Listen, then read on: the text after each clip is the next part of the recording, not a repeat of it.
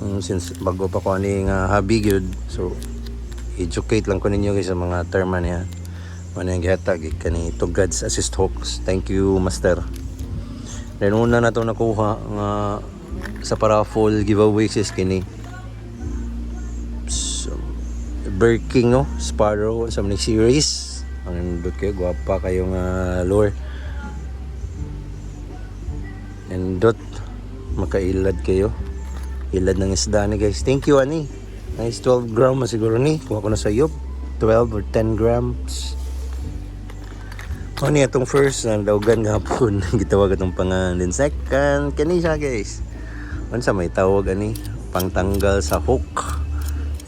Kung makasubad na kagisda ko nang yung pack.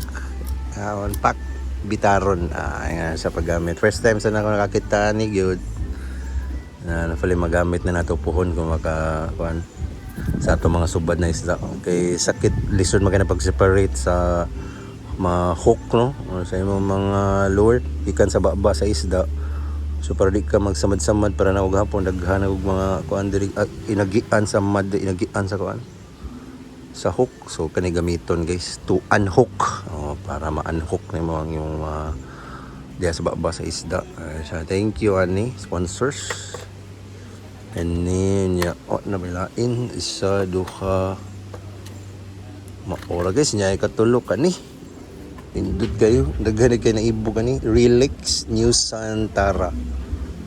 Relax New Santara guys. Sana gasak. Ay di ko familiar lagi yun. Sana siya 642 XULS. It's a branded na ultralight na rod. Ako lang ipakita niyo, i-appeal na nato ani nga video. Indot kayo, pero branded yun siya guys. Sear Guide premium rod components. Gikan sa ano siya? New Santara. So kato mga familiar ninyo ani nga rod. So kailan na mo ani atong tanggalon og pakit-on ta mo sa iyang forma guys dara. Legit gaan kayo. First time sa nato ultralight kaya ang atong setup diri medium man from Pioneer Shadowcast XF.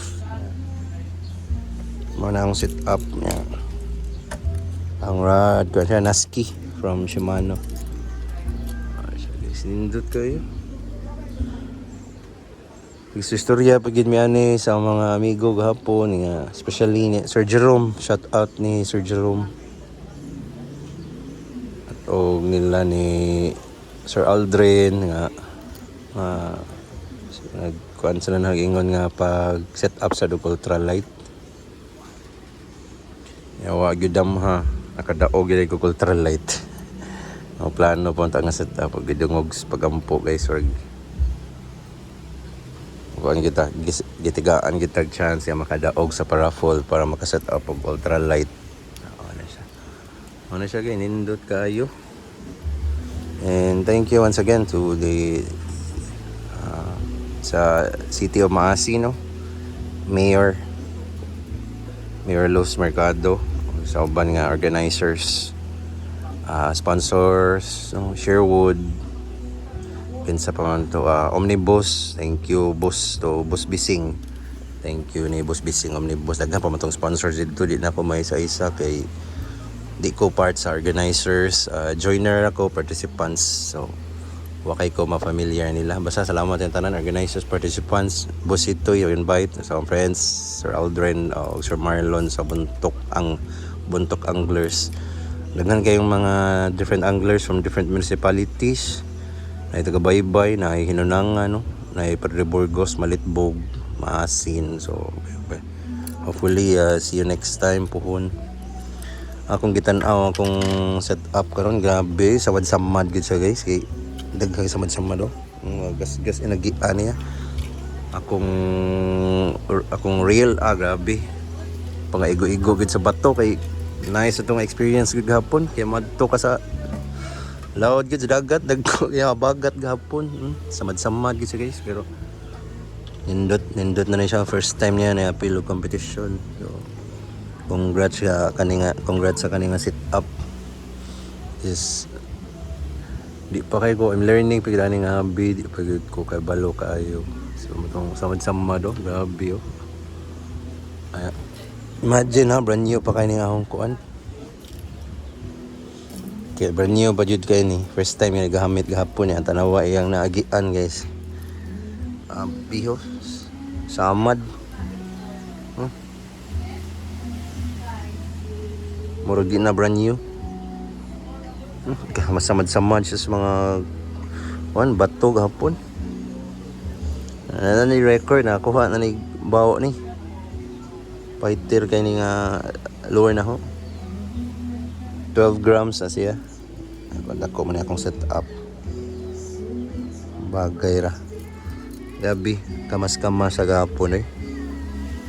Pero good job nindot kay ang importante no lalingaw ta no. Ano experience na to ana. Thank you once again maorto dito to kutub ug salamat sa pagtan-aw sa mga video guys. Salamat, thank you sa lipay kay ko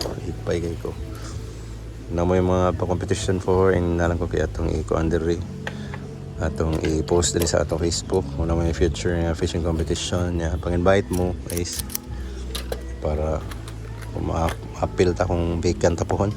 Thank you nila to Gods, Matalom Dako Shop and Dewey. Okay guys, have a nice day everyone. God bless. Peace everyone.